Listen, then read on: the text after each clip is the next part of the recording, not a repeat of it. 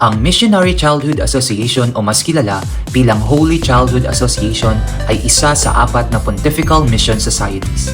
Isa itong pandaigdigang samahan at pagkilos na nagpapalaganap ng pandaigdigang pakikilahok ng mga bata at ng bawat isa sa atin sa misyon ng Panginoong Hesukristo at ng simbahan. Ngayong darating na ika-19 ng Enero taong 2025, kasabay ng kapistahan ng Santo Niño, ating ipagdiwang ang Holy Childhood Sunday.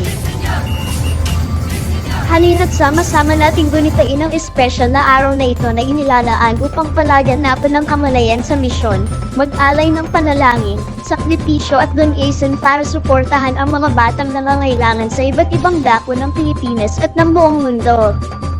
Ang motto ng Holy Childhood Association ay, mga batang nagdarasal para sa kapwa-bata, mga batang nag-eebanghelyo sa kapwa-bata, at mga batang tumutulong sa kapwa-bata.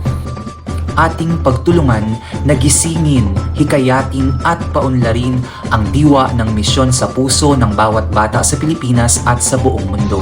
Pukhawin at palalimin pa natin ang kanilang kamalayan na ang mga bata ay hindi lamang tagatanggap ng tulong kundi sila rin ay may magagawa sa misyon ng simbahan.